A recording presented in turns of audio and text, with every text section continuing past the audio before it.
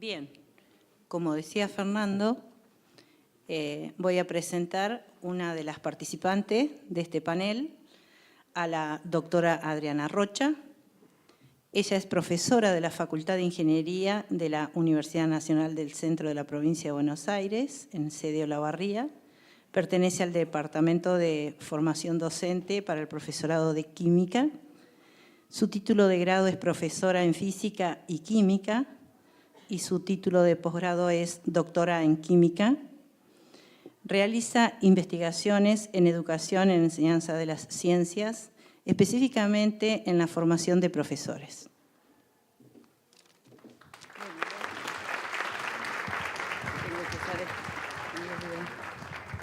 Sí, pero... Bueno, buenas tardes y gracias, Beatriz, por la presentación. Voy en esta mesa a oficiar de local.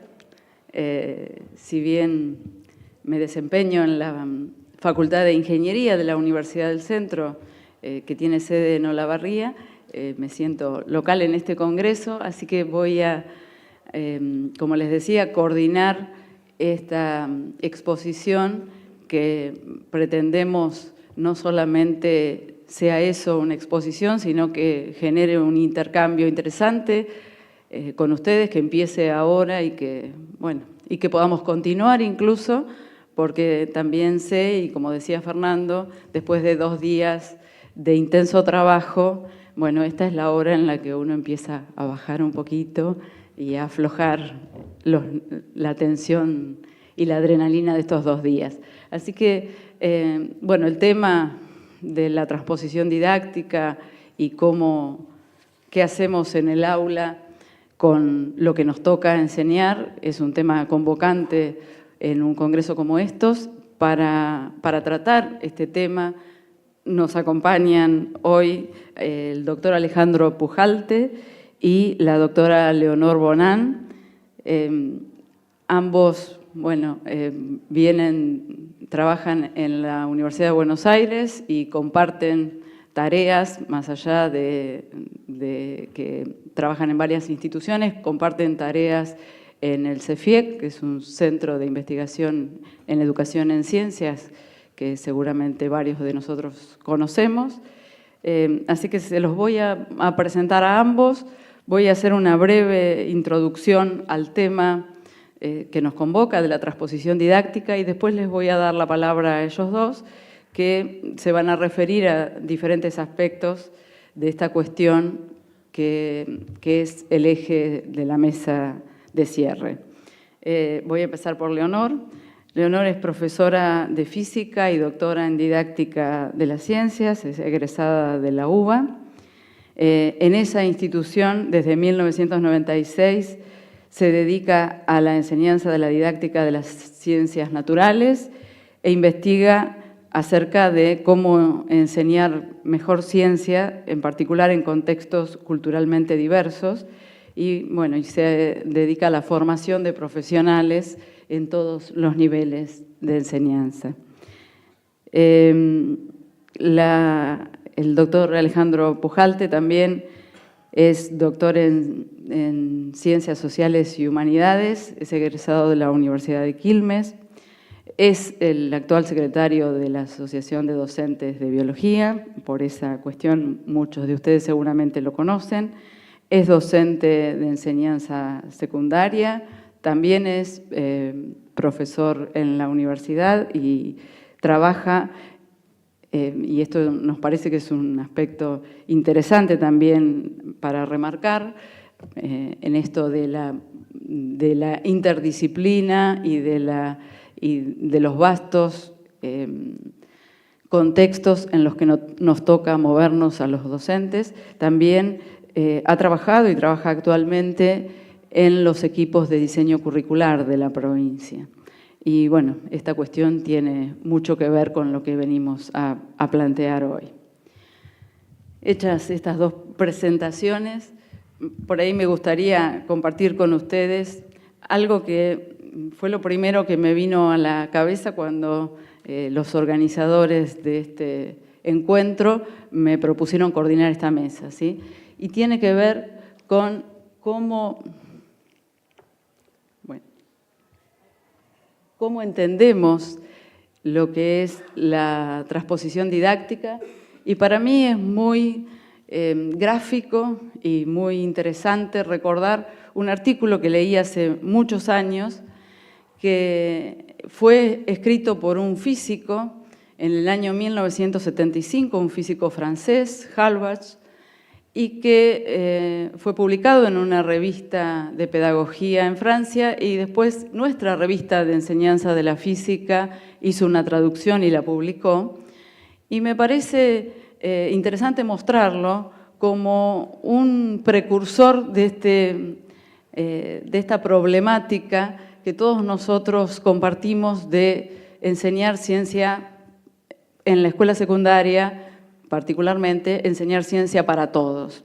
Yo creo que ahí es donde la transposición didáctica toma el mayor significado, sin desconocer que siempre y en todos los niveles, y en la universidad lo sabemos muy bien, en todos los niveles, decía, es necesario pensar en términos de transposición didáctica, qué hacemos, qué ciencia llevamos al aula y de qué manera lo hacemos, ¿sí?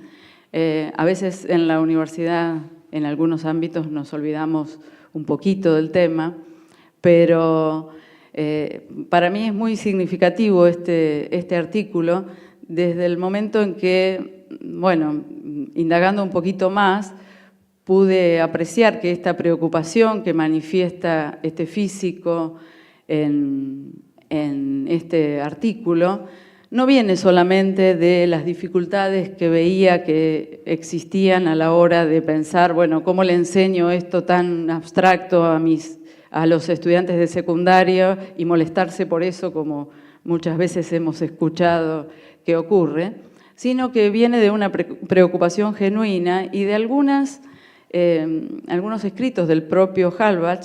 Uno puede entender que, por ejemplo, esa preocupación tenía ya unos años, en 1975, cuando escribe este artículo, porque había estado reunido con otros colegas no físicos dedicados a otras actividades vinculadas con la educación en Ginebra en el año 1971, y en esa reunión, según cuenta en uno de sus libros, estaban Piaget, estaba Kuhn, estaba nuestro Mario Bunge, estaba Halbach y estaba Rosenfeld. Y yo me imagino que desde esas inquietudes que surgieron o que se siguieron manifestando en esa reunión, surge mucho de lo que Halbach dice en este artículo, que yo creo que todavía hoy, a pesar de todos los años transcurridos y del desarrollo del área específica de la enseñanza de las ciencias como un área importante de estudio y de investigación, todavía hoy hay mucho por aprender de lo que dice este artículo y mucho por repensar. Entonces, me gustaba compartirlo, traerlo hoy a la mesa con ustedes, ¿sí? Como una manera de empezar a pensar. Y bueno, la pregunta que nos surge cuando pensamos en transposición didáctica es esta que vemos acá, ¿sí? Pero yo creo que la cuestión va mucho más allá de preguntarnos qué ciencia enseñar, qué ciencia llevar al aula, qué ciencia enseñar. Creo que va mucho más allá y nos obliga inicialmente a preguntarnos, bueno, ¿para qué la vamos a enseñar? ¿Sí? La respuesta de qué ciencia enseñar no tiene sentido sin el para qué, y también involucra, de alguna manera, el cómo enseñamos, ¿sí? Cómo pensamos ese objeto de estudio, ese objeto de enseñanza, es indisociable de cómo pensamos en enseñarlo, si lo que queremos realmente es llevar a nuestras aulas una ciencia íntegra, integral, adaptada a nuestros estudiantes, pero no llevar una caricatura, ¿sí? de la ciencia, de esa porción de la cultura que en particular en nuestra escuela secundaria nos interesa compartir. Creo que un un factor fundamental en esto y es casi innecesario que lo diga, somos nosotros los docentes y nuestra continua actualización y reflexión en relación a lo que hacemos, a cómo lo hacemos y a lo que sabemos en relación con lo que tenemos que enseñar. En ese sentido, quisiera que prestáramos un poco de atención a las cuestiones que tiene para compartir Alejandro con nosotros, que en particular va a referirse a esto. Después, Leonor va a completar un poco la idea y va a darnos también algún ejemplo concreto de aplicación a un área particular de trabajo de la enseñanza. Y bueno, entre todos vamos a ir construyendo un poco más de conocimiento en relación con esta temática que tanto nos preocupa y esperamos que hacia el cierre de las presentaciones podamos tener preguntas y participaciones de parte de los asistentes que terminen de enriquecer lo que nosotros pensamos para ustedes, ¿sí?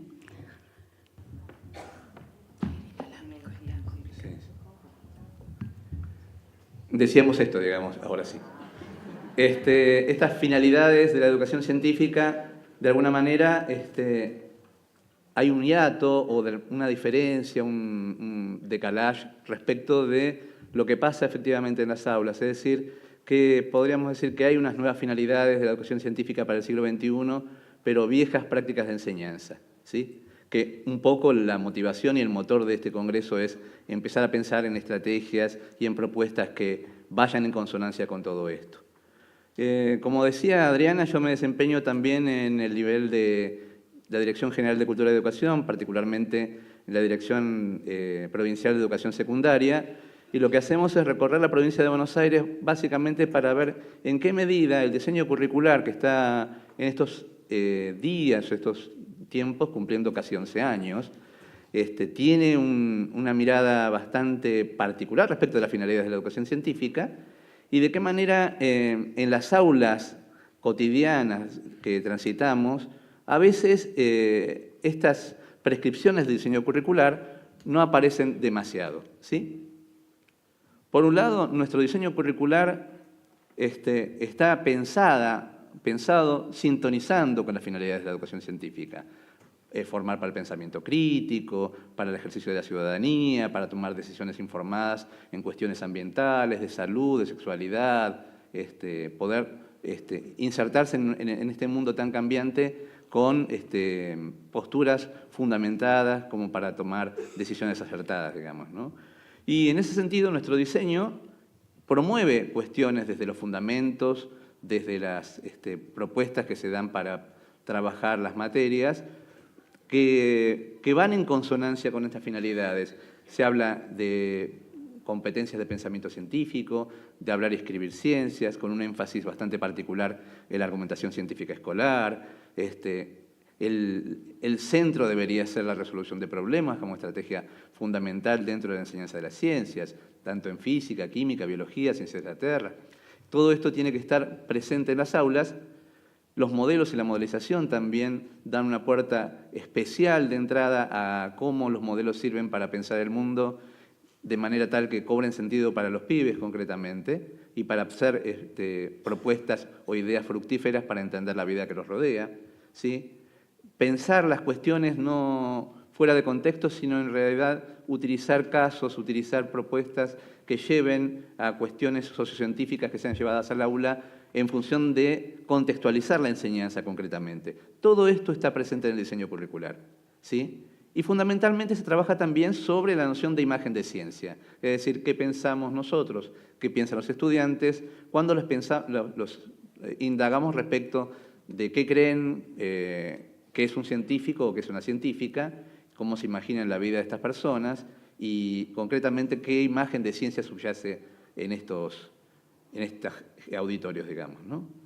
Si vemos un poquito estos núcleos fundantes de la didáctica que atraviesan nuestro diseño curricular, nos hablan de un modelo cognitivo de ciencia escolar fundado en estos tres engranajes que están o deberían estar todo el tiempo en funcionamiento, digamos, el pensar, el decir y el hacer, digamos, ¿sí? pensar con modelos para poder hablar y escribir y argumentar en función de los fenómenos y intervenir en el mundo, digamos, ¿no? Estas tres engranajes que tienen que estar aceitados completamente para poder producir conocimiento efectivo y aprendizaje genuino.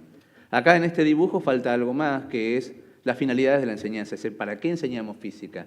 ¿Para qué enseñamos biología? ¿Para qué enseñamos química concretamente, digamos, ¿no?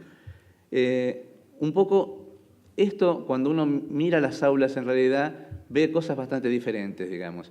Ve cosas bastante anquilosadas en modelos de enseñanza que tienen que ver con algunas cuestiones bastante relacionadas con la imagen de ciencia, que es el punto que queremos trabajar ahora en la presentación, ¿sí? Y si miramos la otra cara de la moneda, tendríamos que pensar que algo está pasando con los estudiantes, ¿sí?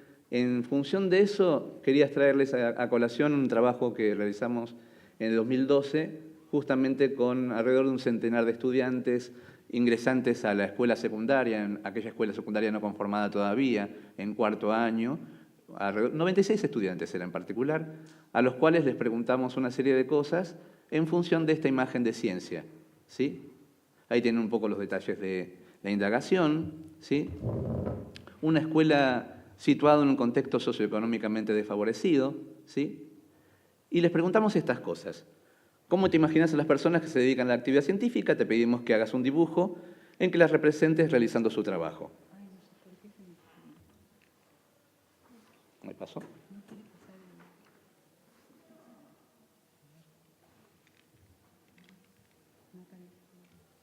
Ahí va. Si tuvieras que caracterizar a las personas que realizan esta actividad, ¿qué 5 palabras elegirías? Y si tuvieras que caracterizar la actividad en sí misma, ¿qué palabras escogerías? Pero la pregunta del millón es la última, digamos. ¿Te imaginás a vos dentro de unos años dedicándote a esta actividad que describiste anteriormente y por qué? ¿Sí? Y los resultados fueron bastante contundentes. Del total de 96 estudiantes se pudo relevar lo siguiente. ¿Estamos? Ahí está.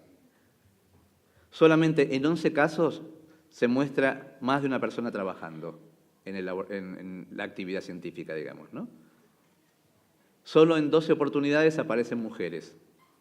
Respecto del ambiente de trabajo que representan en los dibujos, solamente 10 estudiantes ubicaron la acción fuera del laboratorio, todos los demás en el laboratorio, ¿sí?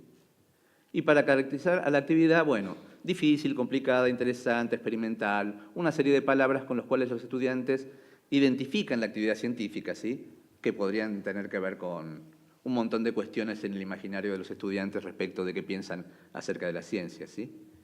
Y respecto de caracterizar a los científicos y científicas, particularmente, fíjense que en la pregunta nosotros indagamos por las personas que se dedican a la actividad científica sin distinción de género, ¿sí? Y además hablamos en plural, dando lugar a que puedan dibujar hombres y mujeres y en grupos, digamos, ¿no? Muy inteligente, perdón. Tengo problemas. Tenés problemitas. Sí, ahí está. está. Las palabras que aparecen son muy inteligentes, sabios, brillantes, estudiosos, trabajadores, capaces, aburridos, experimentales, dedicados, responsables, y algunas otras para que vean que los chicos son bastante creativos a la hora de caracterizar. ¿Sí? Hay de todo un poco por ahí, mala onda, competentes, mal llevados, generosos, importantes, ¿sí? El ítem de especial importancia que nos interesa destacar acá justamente es la última pregunta, ¿sí? La identificación de los estudiantes con la actividad científica, ¿sí? 86 sobre un total de 96 estudiantes manifiestan no imaginarse dedicándose a la actividad científica. Y esto nos llama la atención no por la cuestión vocacional, porque cada uno puede ser lo que quiera, digamos, con su vida, sino por las razones que dan para decir por qué no les interesa dedicarse a la ciencia. No me gusta, es muy difícil, hay que estudiar mucho, no son para mí, es para personas muy inteligentes, con correlato, y yo no lo soy, no me daría la cabeza, yo no sirvo, ¿sí? No tengo la capacidad. Justamente esto nos tendría que interpelar bastante respecto de qué está pasando con estos chicos y chicas, digamos, ¿no? Que podría haber respondido por oficio de alumno en función de empatizar con el docente de turno, pero no, dijeron, no, esto no me gusta, no me atrae, no le entiendo, no me da la cabeza, deje, profe, esta materia ya sé que me la llevo, ¿sí? estas cuestiones que aparecen en el aula y que de alguna manera es un discurso internalizado, digamos, introyectado en función de que alguien le dijo, vos no podés, vos no llegás a esto, o por lo menos a partir del contenido que se presenta, cuestiones relacionadas con esto, ¿sí? Particularmente lo que las investigaciones relevan es que durante la primaria, desde el nivel inicial, durante toda la primaria, la imagen de ciencia no es esta, se va transformando en esta, ¿sí? Aparecen los chicos en edad temprana, digamos, más comprometidos y se ven como protagonistas de la actividad científica. Esto se pierde, se va transformando en este estereotipo del científico loco que está encerrado en el laboratorio trabajando con líquidos que explotan, básicamente, ¿no? Con el cual los pibes no se identifican. Están ahí, digamos, la ciencia sirve, está buena, qué sé yo, pero no es para mí, ¿sí? Mercedes Izquierdo dice algo, digamos, que a veces a los chicos los indigestamos de conocimientos, ¿sí? ¿Será que en la parrafada de contenidos que terminando dándole y demás, los chicos, en general las chicas, no pueden terminar de asimilar ese conocimiento que les enseñamos? Tendrá que ver con las formas, con los modos, con las selecciones de conocimiento que estamos eligiendo para enseñar, ¿sí? Como decíamos antes, y citando a Agustina Duriz Bravo, esta suerte de discapacidades o desidentificaciones tienen que ver con un discurso introyectado, en parte en el hogar, y, ¿por qué no?, también en el ámbito escolar, digamos, en el sentido de haber sido descartados en algún momento, se corrieron del lugar de posibilidad de entender la ciencia y disfrutarla, digamos. Muchas investigaciones hablan de que hay, en este sentido, un correlato con una visión de ciencia que sustenta el profesorado que en algún punto constituye un obstáculo para una buena enseñanza científica. Y como características de esta imagen de ciencia del profesorado se señala que es empiro-inductivista, atemporal, ahistórica, que no resuelve problemas, que es más bien memorística, que está ceñida a una racionalidad categórica más vinculada con la lógica formal, ¿sí? Con tipos de enunciados y formulaciones que están más apegados justamente a esta visión acerca de la ciencia, digamos, ¿no? De alguna manera, esta visión de este estilo, de alguna manera desenamora, de alguna manera no permite a los estudiantes dar sentido al mundo que los rodea, concretamente, ¿no? De alguna manera también se presenta a la ciencia como una verdad revelada, una empresa elitista que solo la pueden desarrollar personas con unas capacidades bastante especiales, brillantes, sabios, ¿sí? Hombres en general, ¿sí? Y acá tiene bastante que ver también la cuestión del método, digamos, es decir, hay un método infalible que es el baremo principal para saber cómo se realiza buena ciencia, digamos, y esto es el parámetro fundamental para decir esto es científico y esto no. Y este método tiene bastante de algorítmico, tiene bastante de una racionalidad estricta, hipotético-deductiva y demás, que en realidad dista de ser la forma en la cual trabajan los científicos y las científicas, ¿sí? Esta idea de que puede ser pensada para iniciados y no para la gente del común, digamos, ¿no? Y postulamos algunas ideas respecto de cuál puede ser la génesis de esta imagen obstaculizadora y por qué es tan resistente. Y algunas ideas que traemos a la mesa como para discutir, y después las charlamos si quieren para ver si tenemos algún asidero para poder decir lo que decimos, es esto. Por un lado, la biografía educativa del docente y su peso relativo a la hora de enseñar, ¿sí? Muchas veces la impronta y la marca que tiene que ver con cómo han sido enseñadas las materias disciplinares en el profesorado, en la universidad, dan una marca a fuego respecto de cómo se enseña eso que aprendimos, ¿sí? En ese sentido, digamos, tenemos que pensar que muchas veces, y esto también es una revisión hacia las prácticas del profesorado, muchas materias disciplinares al interior de los profesorados están despegadas de la cuestión didáctica, digamos, es decir, de cómo se enseña ese contenido que se pretende que los futuros profesores aprendan, digamos. Entonces se aprende de una manera que parece unívoca y que parece canónica para ser enseñada, digamos, ¿no?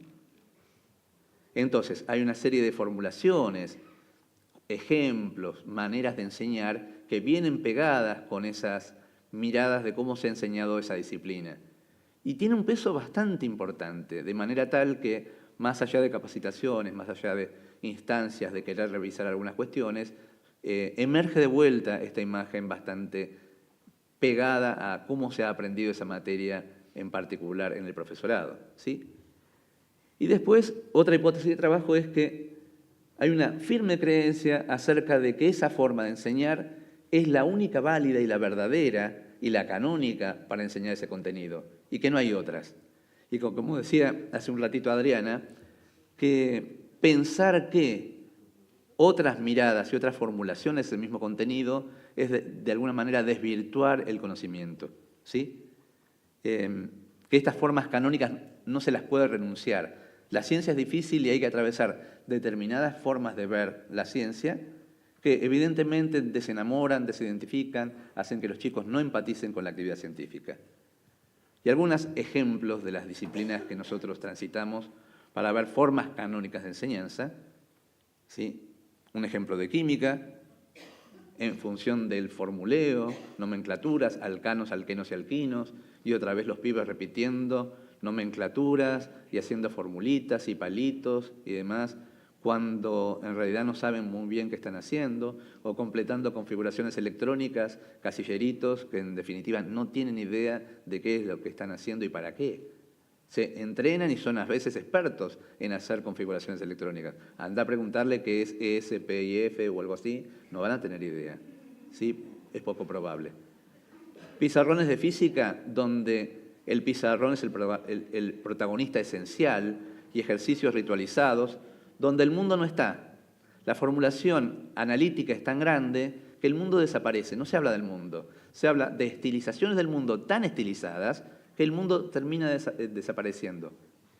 En biología, otro ejemplo, damero de Punnett y empezar a completar casilleros a lo loco, y ejercicios que se repiten y se vuelven a repetir, digamos, porque esta es la forma de enseñar genética.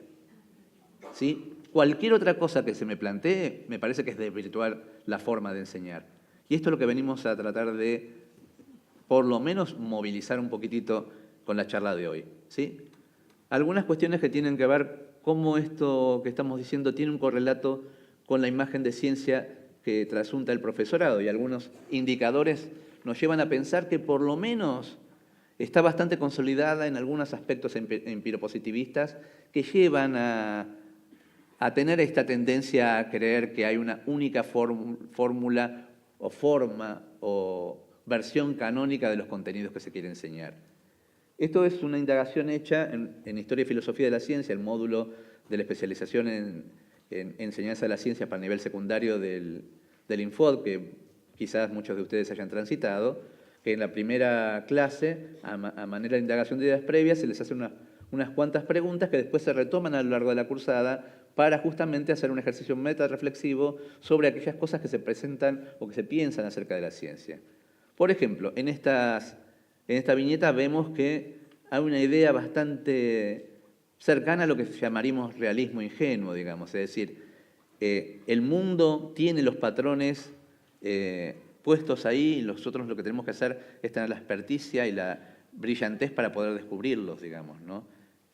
Digamos, las leyes, las teorías, los modelos están en el mundo y solo tengo que tener el ojo bien despierto para poder detectarlos, ¿sí? Otras, que tienen que ver con el método científico, por ejemplo. Un 70% de los docentes consienten, digamos, que enseñar el método científico en el aula tal como receta algorítmica de 5 pasos está bien para aprender formas de trabajo, ¿sí? También esto refleja que los docentes de secundaria, en buena parte, no decimos en su 100%, pero creen que los científicos trabajan así. Por lo menos hay una buena parte que así lo consideran los distintos docentes, ¿sí? Se cree que el método científico es la forma objetiva de hacer ciencia, ¿sí? Que las otras formas, digamos, de alguna manera lo que harían es perder este gran valor de la ciencia, que es la objetividad, ¿sí? Que la esencia de la ciencia está parte de la noción de método científico, ¿sí? Una noción también categórica acerca de la verdad, ¿sí? Que hay una verdad que en algún momento vamos a descubrir y tenemos una aproximación casi asintótica hacia la verdad, digamos, como paradigma a llegar. Vamos, enseguida. Volvemos con esta objetividad que está centrada en pensar que este saber es así y de alguna manera volvemos a esta imagen, digamos, ¿no? Que pensar que lo que la ciencia dice acerca del mundo tiene que ver identitariamente con lo que el mundo es. Esta imagen realista se compadece entonces con formulaciones únicas para enseñar esa ciencia. ¿Cómo voy a pensar entonces que distintas formulaciones también son válidas para presentar el contenido científico? Decimos que la epistemología nos puede venir a auxiliar en ese sentido. Este señor que está ahí es un epistemólogo estadounidense, vivo, actual, produce epistemología, que se llama Ronald Guire, que dio lugar a empezar a pensar que el racionalismo tan categórico, centrado en una lógica estricta, ¿sí? No es tan así, digamos, sino que hay distintas formas y distintas racionalidades para entender a la ciencia, digamos, ¿no? Guire está enrolado en la llamada concepción semántica de las teorías científicas y se centra justamente en la idea de pensar en cómo las teorías dan sentido al mundo, ¿sí? Y de esta manera, en correlato con la educación científica, como al mismo tiempo que las teorías dan sentido al mundo, cobran sentido para los propios pibes, ¿sí? Y que la unidad estructural de las teorías que permite dar cuenta de esto es la idea de modelo, digamos, ¿no? Habíamos dicho antes, hace un ratito, que en los diseños curriculares se promueve el uso de modelos, la modelización, y es algo que ha transcurrido en las distintas charlas, las distintas propuestas que se han dado acá en el Congreso, digamos, ¿no? Entonces, ¿cómo podrían estar ajenas de la enseñanza de las ciencias? ¿Sí? Guire señala que no hay una relación directa entre los modelos y la realidad, entre las teorías y la realidad, sino mediadas por los modelos, concretamente, ¿no? Que son representaciones abstractas del mundo, pero que se pueden presentar en distintas formas simbólicas con pie de igualdad, en tanto permitan hablar con rigor y seriedad acerca del mundo, ¿sí? Justamente corre de lado esta mirada de la formulación axiomática como única válida, digamos, para enseñar la ciencia. Ya no tiene prioridad sobre otras, sino que otras ideas, digamos, de cómo se formula el conocimiento científico, con otros recursos, con otras estrategias, son bien válidas para ello, ¿sí?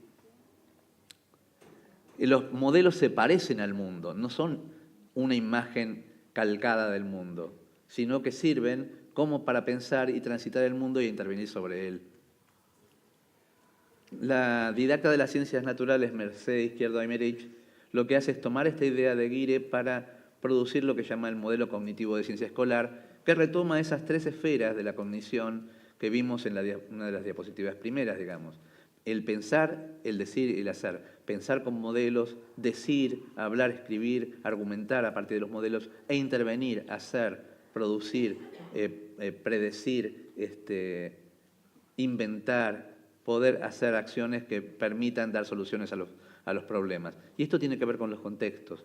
Una idea de una ciencia que transite las aulas más relacionadas con los contextos de acción, ¿sí?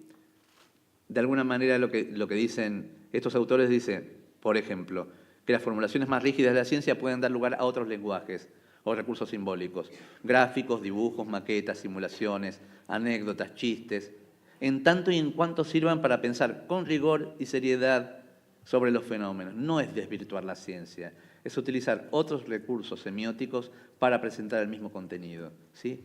Y eso, el auxilio de la historia de filosofía de la ciencia, nos permiten apropiarnos de otros recursos para poder hacer esta apertura, a salir de las formulaciones rígidas que supuestamente esta transposición didáctica desde los modelos rígidos y algorítmicos llevan al aula, que hacen esto que terminamos de ver hace un ratito, desenamoran a los chicos, los hacen como despegarse de la posibilidad de entender la ciencia en este sentido. ¿Qué proponemos entonces?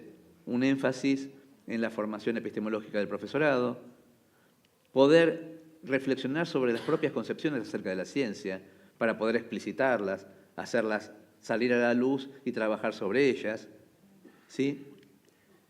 trabajar con la idea de naturaleza de la ciencia, es decir, con este conjunto de ideas científicas claves para poder ser traspuestas al aula, digamos, y justamente utilizar la historia y la filosofía de la ciencia para poder diseñar intervenciones didácticas que permitan hablar con rigor y seriedad sobre el mundo, para que los pibes puedan pensar, dar sentido al mundo y que estos modelos sirvan para cobrar sentido también, ¿no? Hasta ahí llegamos entonces. Gracias.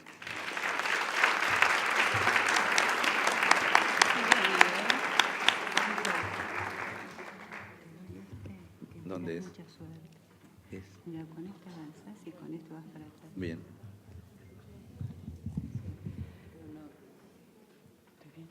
¿Sí te parece? Sí. Bueno, hola a todos. Continuamos con Leonor.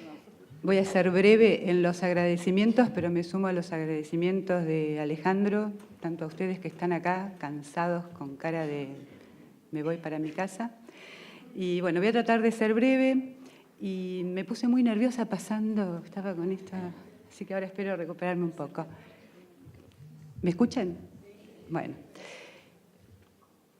Muy bien, bueno, yo voy a tomar así como dos extremos de este problema que realmente, tal cual presentó Alejandro y también de alguna manera Adriana, hay como mucha teoría detrás de esta situación de cómo hacemos la bajada al aula, qué tipo de criterios vamos a tener para generar esta bajada, cómo vamos a tener en cuenta esos que están del otro lado, cómo vamos a tener en cuenta nuestra propia formación. Entonces, bueno, un poco yo quería mostrar esto y quería pararme un poquito, voy a salir de la presentación de Alejandro. Alejandro y yo trabajamos en el mismo lugar y un poco habíamos conversado para no superponernos, pero trabajar en alguna idea de coherencia en estas presentaciones. Entonces, un poco yo voy a hablar, primero, rápido pero fuertemente, voy a caracterizar de manera teórica el concepto de transposición didáctica, sabiendo que nosotros contamos con un discurso que proviene de la ciencia pura y dura y que ese discurso tiene que tener alguna clase de transformación para poder llegar al aula, ¿sí? Entonces nos preguntamos, bueno, ¿cómo se transforma ese discurso, que es un discurso científico, en un discurso didáctico? Y una cosa que nosotros tenemos que poder apreciar es que se trata de esferas diferentes, ¿sí? Son epistemológicamente diferentes. ¿Por qué? Porque las finalidades de esos discursos son diferentes. Entonces, por un lado tenemos la producción científica y por otro lado tenemos la producción didáctica, que nosotros nos apropiamos y tenemos como ciertos comodines para agarrar ese discurso científico, reacomodarlo de alguna manera y volverlo un discurso didáctico. Entonces, es importante poder ver esto, que hay una transformación a hacer y que hay un parámetro que es ese discurso científico.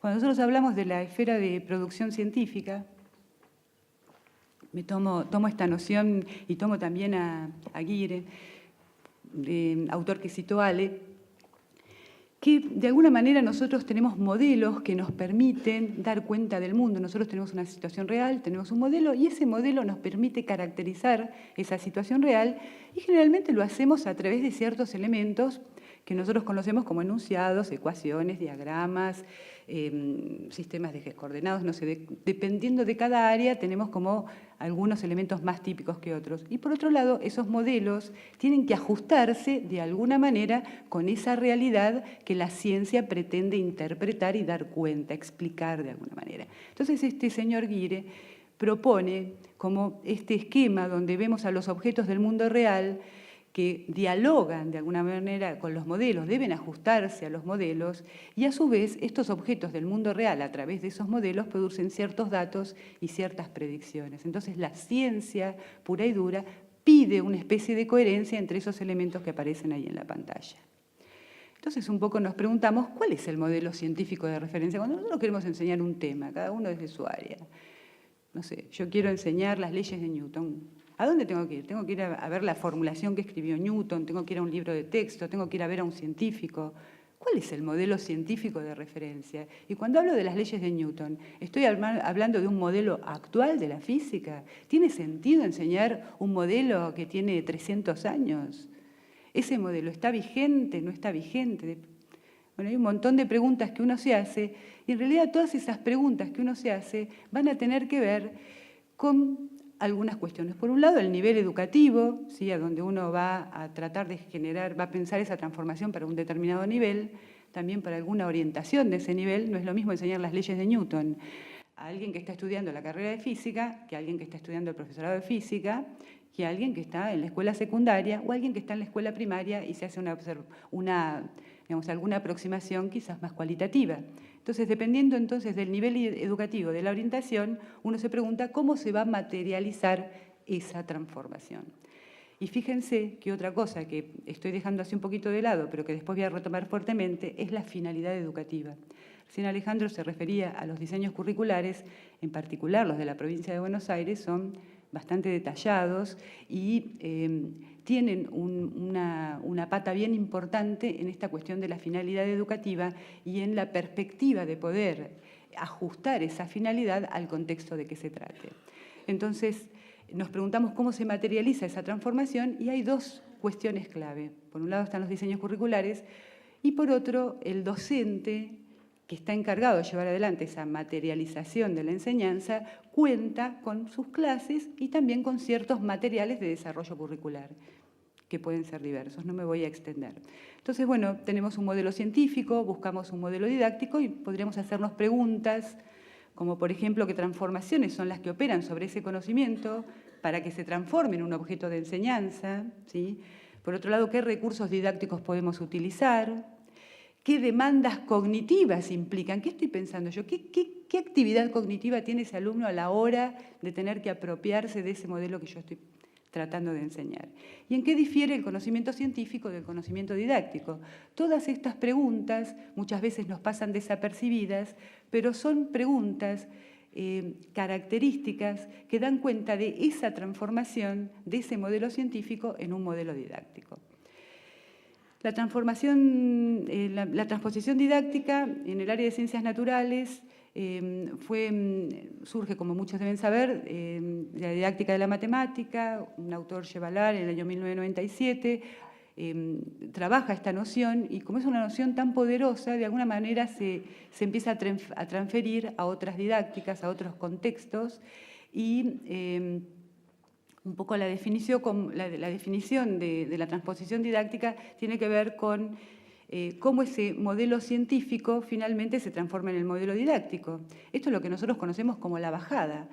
Entonces, un poco Chevalar toma las nociones del año también 75 de Michel Ferré, a través de las cuales este Ferré trata en Francia, hace todo un movimiento donde muestra qué es lo que hacemos nosotros cuando generamos esa bajada, esa transformación.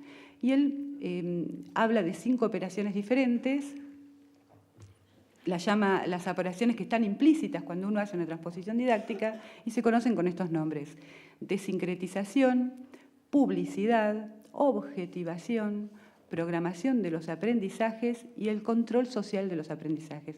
Brevemente voy a contar cada una de ellas. La desincretización es esta situación de tomar una determinada porción del conocimiento y empezar a mirar cuáles son los modelos, ¿sí?, que dan cuenta de esa porción del conocimiento y cómo se vinculan esos modelos. Es decir, que uno toma una porción del conocimiento y empieza a ver ciertos modelos parciales que forman parte de ese conocimiento. En principio, esos modelos parecen autónomos y el docente lo que tiene que hacer cuando uno va a enseñar algo, uno dice, bueno, yo primero tengo que enseñar el concepto de masa, después me voy a meter con el de aceleración y después en realidad voy a introducir la fuerza. Sin embargo, este orden que me estoy dando en la cabeza, que es esta desincretización, es un poco artificial, porque yo no puedo pensar la fuerza de alguna manera si no pienso en la masa y si no pienso en la aceleración. O sea, es una visión dinámica de conjunto. El modelo toma todos estos conceptos, pero un poco lo que uno hace es empezar como a desilvanarlos y a generar como una especie de deconstrucción, deconstruye esa familia de modelos y después la va a reconstruir de una manera particular, ¿sí? Para esto hay una noción importante, que es la de concepto estructurante, que nos ayuda a ver cuáles de estos conceptos son esenciales, cuáles son los que más se relacionan entre sí, y de esa manera nosotros empezamos a generar algún orden de cómo vamos a bajar estos conceptos al aula. ¿Qué es la publicidad? Cuando uno va a enseñar un modelo científico, no solamente se va a meter en la lógica que tiene que ver al interior, digamos, de ese modelo científico, sino que también está mostrando, ¿sí?, qué es lo que la ciencia dice sobre cuál es la explicación científica de un determinado problema del mundo o de algún objeto del mundo.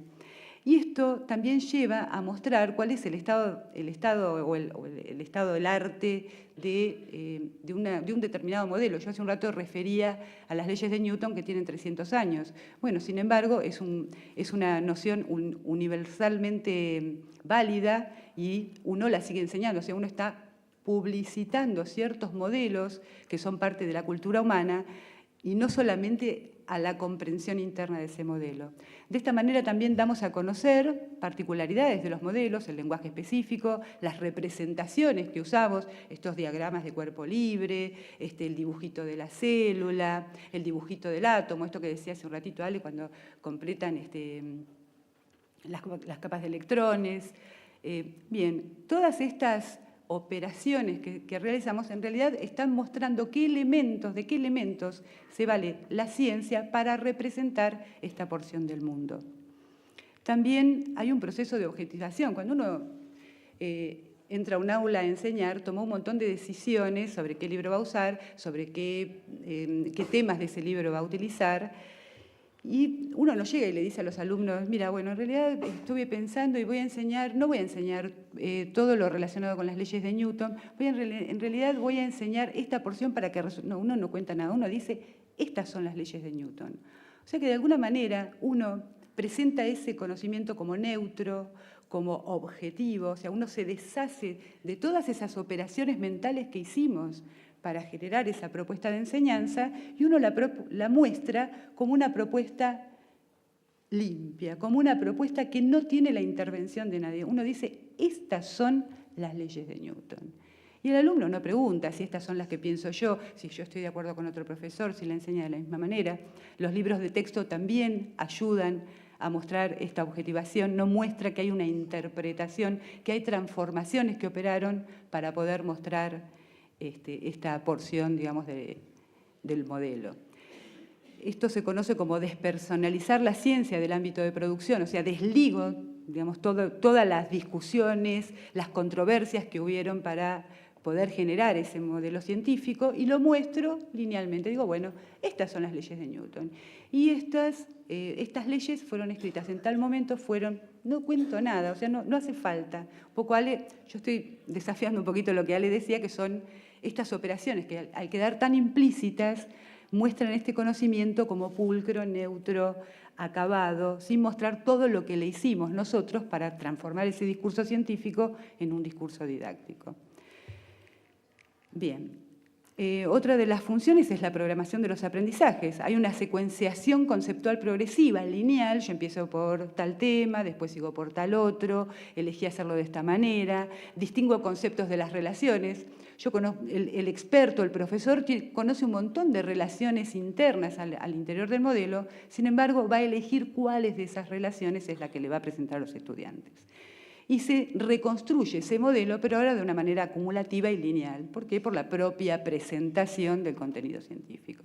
Por último, hay una operación conocida como el control social de los aprendizajes, y esta es una operación que tiene que ver bien con el sistema de acreditación. El alumno aprendió, quedó en la cabeza del alumno este conocimiento, ¿sí o no?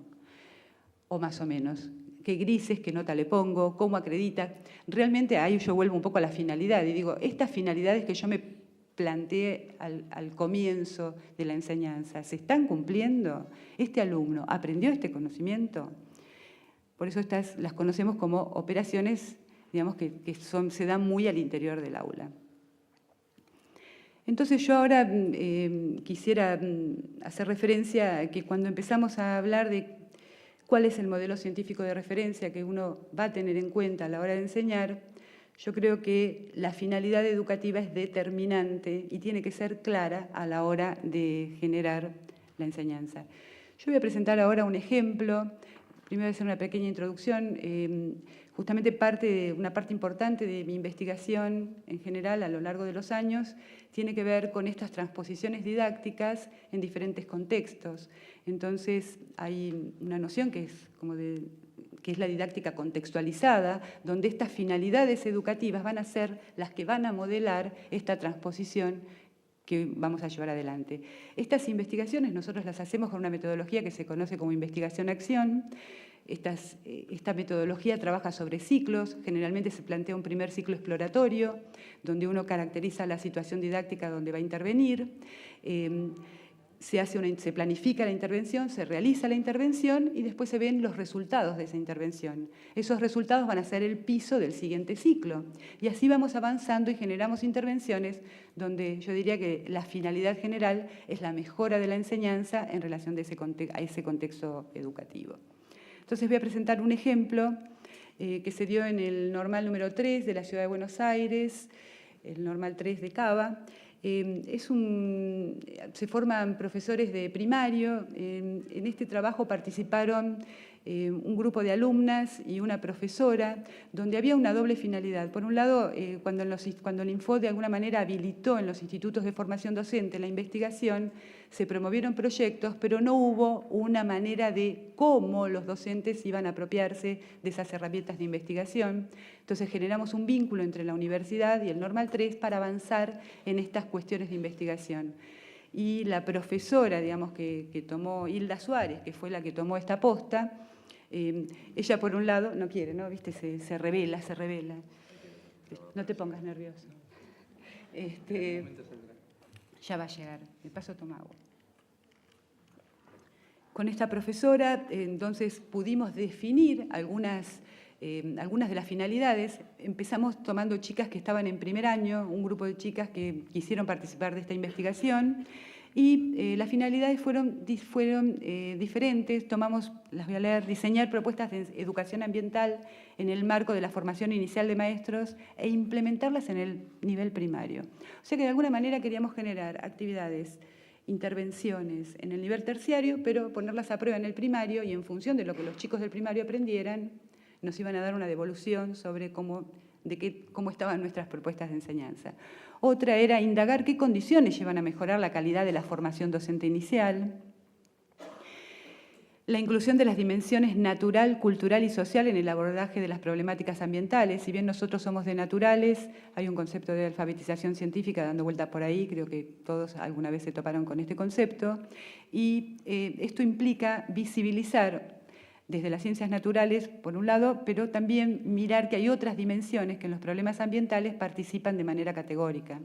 Analizar las situaciones problemáticas y abordar los problemas ambientales a partir de situaciones reales. Desde esta perspectiva, hicimos un abordaje integral de este problema ambiental, y en la escuela primaria hicimos un relevamiento entre todos los maestros. Justo en aquel momento se daban unos paros de la recolección de basura.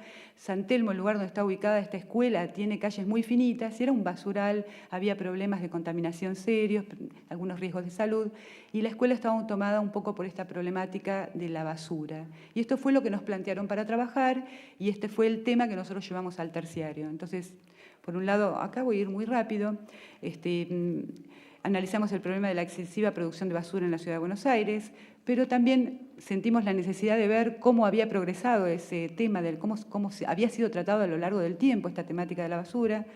Conseguimos información sobre esto y en realidad nos pusimos de acuerdo con los profesores de otras áreas al interior de la formación de maestros, con los profesores de sociales y de ética ciudadana. Hicimos un análisis bien exhaustivo de los diseños curriculares de primaria, tanto de ciencias naturales como de sociales, y elaboramos propuestas de enseñanza con esa doble mirada. Cuando digo elaboramos, en realidad los que elaboraron las propuestas de enseñanza fueron los estudiantes del profesorado. Y acá me quisiera detener en que cuando yo miraba esas propuestas quizás no coinciden con las propuestas que hubiera elaborado yo, pero ese no era el valor.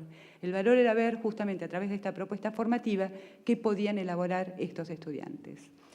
Y bueno, el proceso fue un proceso de ida y vuelta, de mucho trabajo. Generamos, esto tuvo estos ciclos de los que le hablé, de los que les hablé hace un ratito, y fuimos pasando por diferentes versiones. Ahí se ven un poquito los autores de las chicas que participan. Nosotras fuimos las coordinadoras del trabajo y participaron.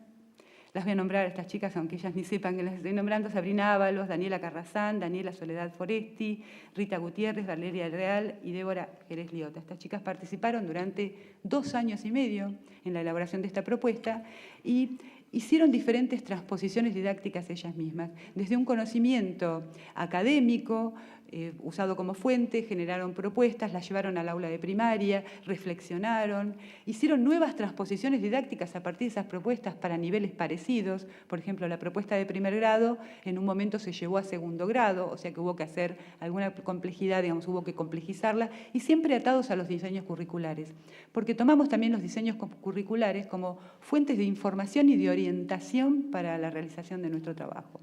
Y publicamos, con un proyecto de Info, logramos publicar un librito, que es este librito que está acá. Y si ustedes se fijan, yo puse ahí abajo la dirección virtual. Después nosotros en el CEFIEC, como este es un libro de libre circulación, está publicado, está online. Y traje 2 ejemplares para dejar acá en la biblioteca del Instituto y/o de la facultad. En este librito, bueno, tomamos acá, les muestro un poquitito cómo está organizado. Tiene un primer capítulo, que es un capítulo introductorio sobre cómo integrar la educación ambiental a la educación formal. Después son 4 capítulos de contenidos elaborados, acá están las autoras. Fíjense, los recolectores de basura de ayer y de hoy, primero y segundo grado, la composición de la basura a través del tiempo en cuarto grado, los materiales que componen la basura y su aprovechamiento, todo el tema de reciclado, el tratamiento de los residuos a través del tiempo, y un capítulo 6 a modo de epílogo. Me interesa mostrar un poquitito esto. Este capítulo 1 nosotros tratamos también de ajustar una visión teórica de esta situación de transposición, el lugar de los diseños curriculares, las complejidades de la educación ambiental y en particular el problema, alguna definición un poco más teórica del problema de la basura en la ciudad de Buenos Aires. Y un capítulo 6 también que tiene que ver con algo más relacionado con las reflexiones de todo este proceso de investigación. Y una de esas cuestiones fue muy importante en las reflexiones de las chicas, la superación del reduccionismo ecologista. Y esto me parece también que nos interpela, en el sentido que muchas veces nosotros cuando enseñamos ciencias naturales estamos como enconados mirando las formulaciones más formales, esta ciencia más dura, y muchas veces eso nos despega de los problemas que son los que dan sentido a la utilización de los modelos. Muchas veces hacemos el camino al revés, tenemos los modelos y tratamos de aplicárselos a los problemas. Y nosotros en este caso salimos un poquito al revés. Tomando el problema ambiental, fuimos a buscar cuáles son los modelos que nos pueden ayudar a la resolución de este problema al interior de las aulas. Y por eso hablamos un poquito de que la ecología nos quedaba chica. Muchas veces cuando uno habla del ambiente, la gente necesita ir a un lago o a una montaña, y no vemos que acá mismo tenemos el ambiente, ¿sí? Ya estoy terminando igual. Bueno, acá un poquito muestro muy por arriba, en primer ciclo, qué partes de los diseños curriculares tomamos. En naturales tomamos materiales, en sociales, relaciones entre áreas urbanas y rurales, transportes de materiales. Esto para el primer ciclo. Para el segundo ciclo, en naturales, tomamos diversidad de materiales, microorganismos, biomateriales, etc.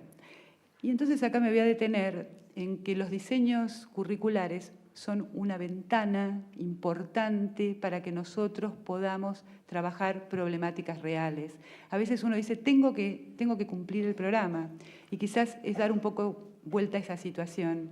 Tengo contenidos en el diseño curricular que, si bien están, como decíamos hace un ratito, organizados de una manera secuencial, no está escrito en ningún lado cuál es el orden ni tampoco la completitud de esos contenidos que uno tiene que abordar.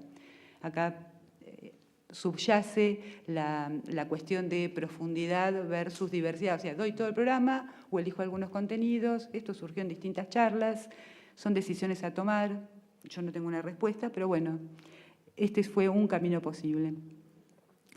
Y bueno, eso es todo por ahora. Muchas gracias.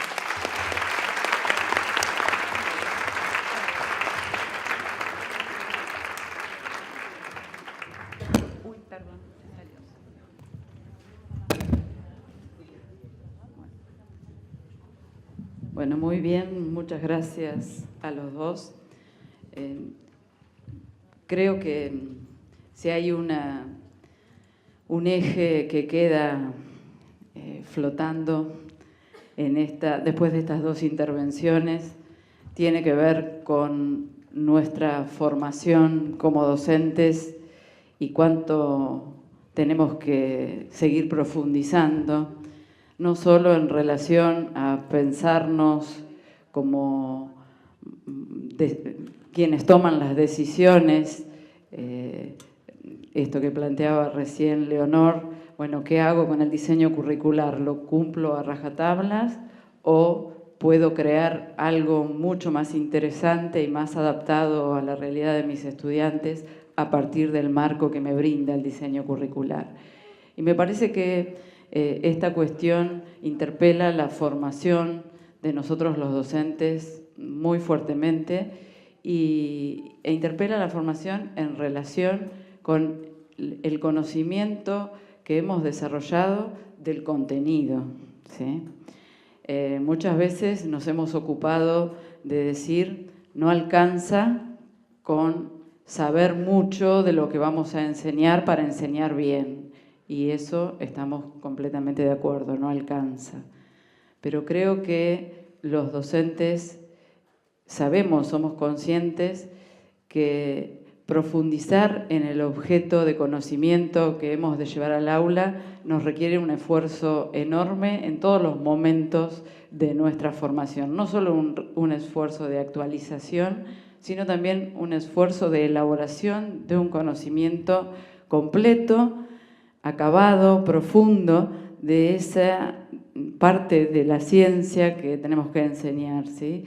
Yo creo que ese es uno de los mayores desafíos y también se dijo en las dos intervenciones anteriores, muchas veces en la formación de grado tenemos oportunidad de aprender mucha química, mucha física, mucha biología y a veces nos olvidamos de reflexionar en relación con aspectos de ese conocimiento que quedan implícitos, que tienen que ver con cómo se hace física, cómo se hace química, cómo se hace biología, cuáles son los marcos conceptuales actuales y de dónde vienen, cuál es la historia de esa porción del conocimiento, cómo trabaja hoy un físico, un químico, un biólogo, cómo se vincula esa porción del conocimiento con todas las otras porciones de conocimiento, de todas las actividades humanas en las que podemos ver su presencia, ¿sí? Y estas cuestiones no se resuelven con que pasemos por todas las físicas, las químicas, las biologías del profesorado y hagamos muchos cursos en relación con el contenido. El trabajo conjunto ya desde la formación de grado en espacios formativos específicos donde se reflexione en relación con qué características tiene que tener ese conocimiento que el profesional docente desarrolla sobre el objeto a enseñar, me parece que son sumamente importantes.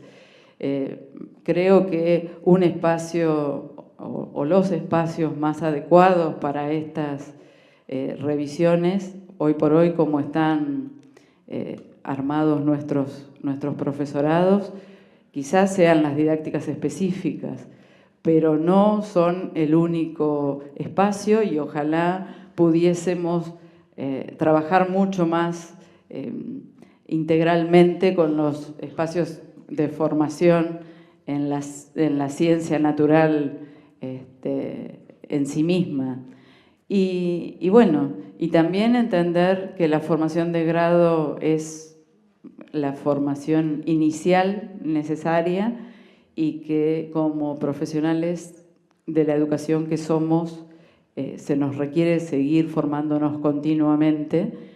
Y creo que en esa formación continua también vamos a coincidir que una cuestión que no podemos dejar de lado es encontrar espacios donde podamos trabajar no en solitario y donde podamos favorecer una reflexión sobre la propia práctica, una reflexión sobre lo que hacemos en el aula, sobre lo que hace el colega, sobre cómo venimos trabajando.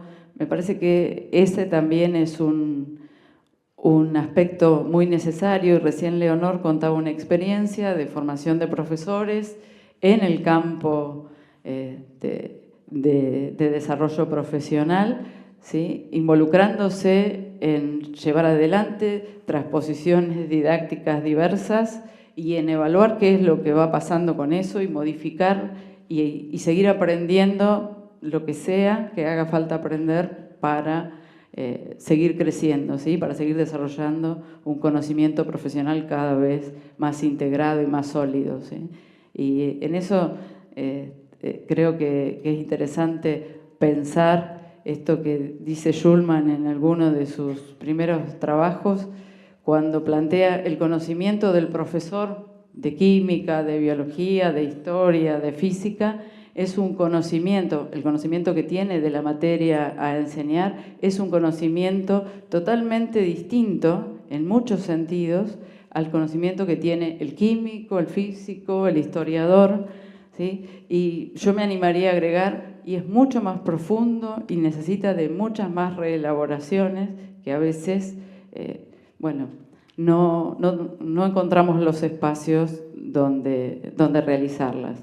Me parece que este puede ser uno de esos espacios, todo este encuentro, y bueno, y los animo, sobre todo a los más jóvenes, a seguir pensando en esto y a seguir encontrando alternativas para seguirse formando, para hacer este tipo de trabajo con mucha más eficiencia y con mucha más comprensión de lo que estamos haciendo en la toma de decisiones. Bueno, me queda agradecer a todos, a los organizadores del Congreso y a Alejandro y a Leonor la posibilidad de compartir esta mesa, y quiero, bueno, ahora sí, si tenemos un ratito, que podamos abrir a preguntas para que podamos tener las intervenciones de ustedes también. Sí. ¿Vos, Fernando, le alcanzás el micrófono? Este no.